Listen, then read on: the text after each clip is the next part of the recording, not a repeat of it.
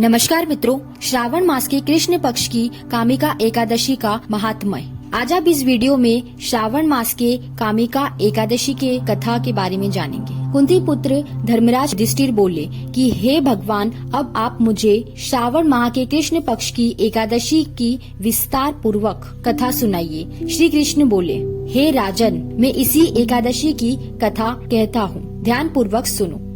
इस पर एकादशी की पावन कथा को भीष्म पितामह ने लोकहित के लिए नारद जी से कहा था। श्रावण माह के शुक्ल पक्ष की एकादशी का नाम कामिका है। इस एकादशी की कथा सुनने मात्र से ही वाजपेय यज्ञ का फल मिलता है। कामिका एकादशी के व्रत में शंख, चक्र, दीप, नैवेद्य आदि से पूजा करते हैं। ऐसा करने से गया स्नान के फल से भी बड़ा फल मिलता है। भगवान की पूजा का फल श्रावण मास के कृष्ण पक्ष की एकादशी के फल के बराबर है। अतः भक्ति पूर्वक भगवान की पूजा न बन सके तो श्रावण माह के कृष्ण पक्ष की कामिका एकादशी का व्रत अवश्य करना चाहिए। जो उत्तम द्विज श्रावण माह के कृष्ण पक्ष की कामिका एकादशी का व्रत करते हैं तथा श्री विष्णु भगवान की पूजा करते हैं, उनसे समस्त देव, नाग, किन्नर, पितृ आदि की पूजा हो जाती है। हे नारद जी, स्वयं भगवान ने अपने मुख से ऐसा ही कहा है। कामिका एकादशी के व्रत तथा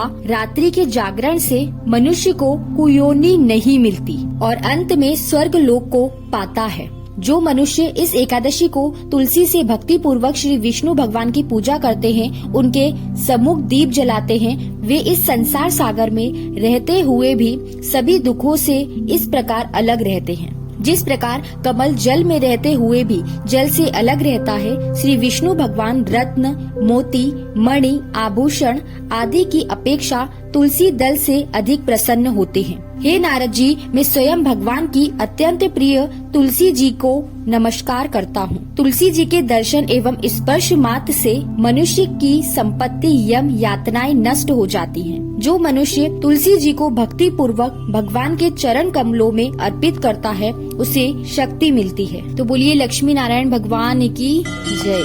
मिलते हैं अगले वीडियो में अगली कथा के साथ। हर हर महादेव।